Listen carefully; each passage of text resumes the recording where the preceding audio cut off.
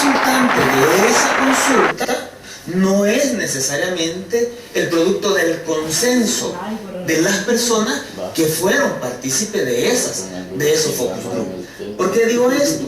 Porque el producto finalmente resulta de lo que se conoció, de la opinión diversa que hubo, del análisis de otros instrumentos jurídicos de otros países, y hubo un equipo redactor que se encargó de darle forma a la ley. Pero ese producto jamás regresó a los que participamos. Por lo tanto, yo no conocí al final el producto final, ni me dijeron si estaba de acuerdo con ese producto final. Por lo tanto, no podemos decir que esa propuesta de ley es el producto del consenso de toda la sociedad civil que se vio involucrada en ese proceso.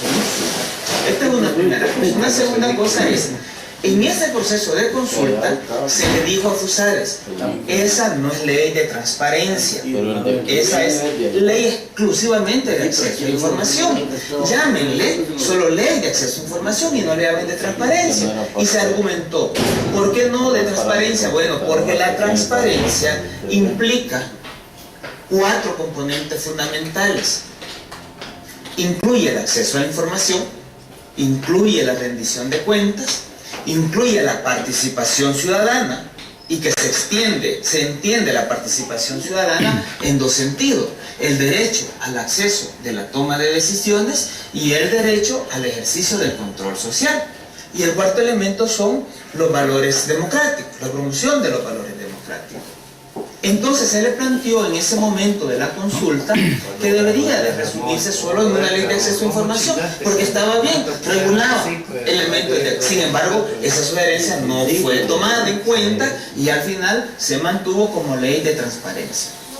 Nuestra crítica, además de estos puntos, está en que si es de acceso a información, fíjese bien, la Ley Federal Mexicana de Transparencia y Acceso a Información establece como información reservada y pone la lista, ¿verdad? Y dentro de la información reservada, cuando hablamos de información reservada, se trata de aquella información que temporalmente va a estar reservada, y dentro de esa información, el caso mexicano incluye el secreto bancario, el secreto fiscal, el secreto comercial.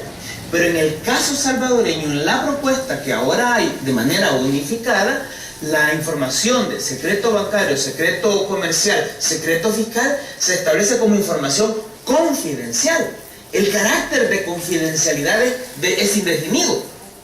¿Me explico? Entonces, por lo tanto, si aquí hay hechos de corrupción que involucran a sectores privados, no se puede investigar la situación relativa a cómo están sus cuentas. ¿Me explico? Ahí hay un elemento que hay que considerarlo. Si ese tipo de información se traslada a un carácter por lo menos de información reservada. Son elementos que no se ha querido decir. Y un último elemento que en esto no se ha querido decir es que la entidad que se busca aplique la ley estaría en la propuesta, que todavía no hay un consenso, pero en la propuesta del caso de Fusades, busca que esté determinada por el sector privado. Ahí va a estar FEDAES, ahí va a estar la ANER, si bien es cierto se propone un agente de la universidad, pero va a estar muy sobredeterminada por el sector privado. ¿Cuál es nuestra crítica en este sentido?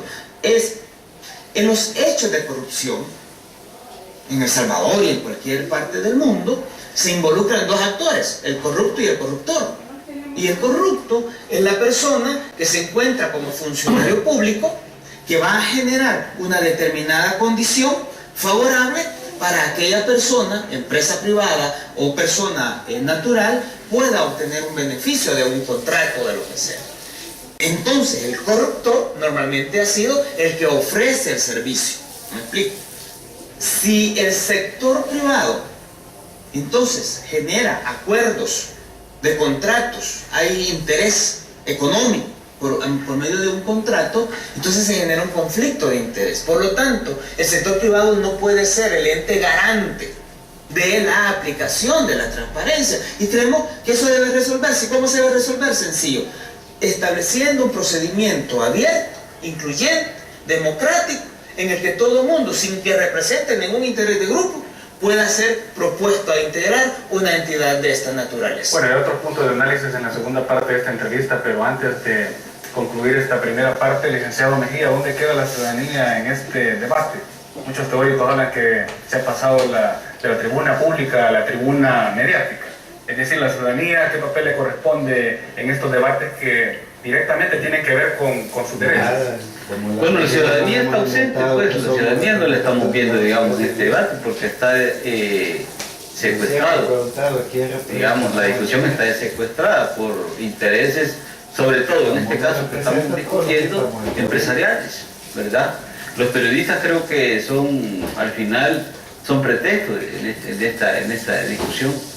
Y que no es una discusión que no es tan pública, sino que es tal vez de tú a tú entre los medios, ¿verdad? Y mucha gente, ¿qué es lo que ha asumido? Ha asumido que el problema de la violencia, ¿verdad?, lleva a eso. Y ha asumido la parte, digamos, sensacionalista, y ha asumido también la parte que no queremos violencia en el país. Por lo tanto, ustedes pueden ver cómo también los medios han tratado de sacar provecho, ¿verdad?, tanto en el pavoneo, tanto en decir que son los que están haciendo el mejor periodismo en el país, y también han sacado ganancia en cuanto a la gente les ha dado un reconocimiento como tal. La prensa gráfica ahorita se ha convertido en un adalid, ¿verdad?, del ejercicio de la libertad, cuando no es tan cierto eso. Pero los ciudadanos son atrapados en ese discurso y son llevados hacia eso. Uno puede ver, por ejemplo, en el caso de la página web de la prensa gráfica, donde a continuación de la información que he presentado sobre el caso, han abierto espacio para que la gente opine, ¿verdad? ¿Y qué es lo que encontramos ahí? Pues encontramos cantidad de opiniones que están mediadas por las sensaciones, ¿verdad?, de cara a un problema que tenemos, que no es nuevo, ¿verdad?, el problema de la violencia, pero que no está siendo, digamos, combatido como es debido en el país. Ese es el problema que veo yo.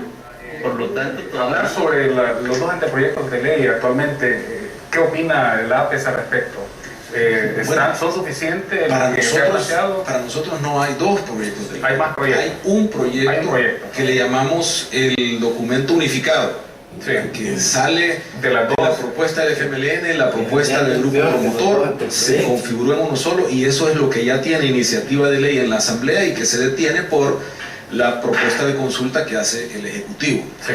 Ahí también la crítica de parte del grupo promotor, donde está incluida la APES, de que no era necesaria la consulta al nivel en la que se ha planteado, por cuanto ha habido una consulta lo suficientemente amplia y que al final va a terminar en la decisión de los diputados de la Asamblea Legislativa. Que hagas lo que hagas, ellos al final políticamente deciden, y aunque les lleve 258.000 millones de consultas, ellos pueden decidir políticamente la ley, y qué es más complicado que eso. Pero sí era importante que el Ejecutivo tuviera una posición incluso sobre este documento, y no la ha tenido. Nunca ha dicho, este documento tiene estas dificultades, o sobre las dificultades que ya encontró la Asamblea, debatamos y hagamos la ley. La ley cumple con todos los requisitos internacionales de leyes de acceso a la información pública.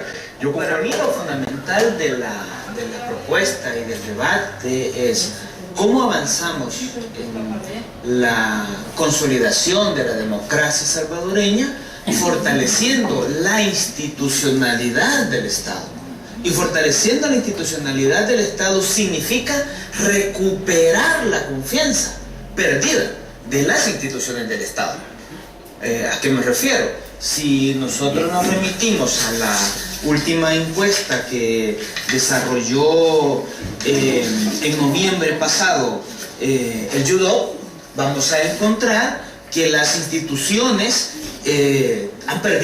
vienen perdiendo cada vez confianza. Los que tienen los niveles más bajos de confianza ciudadana son los partidos políticos con 11.1, la Asamblea Legislativa con 10.4, y aquí señalamos los empresarios con 10.2. Son los sectores que tienen los niveles más bajos de confianza. La transparencia, el acceso a la información, lo que busca es precisamente cómo vamos a recuperar esa confianza en las instituciones. ¿Por qué se ha perdido la confianza?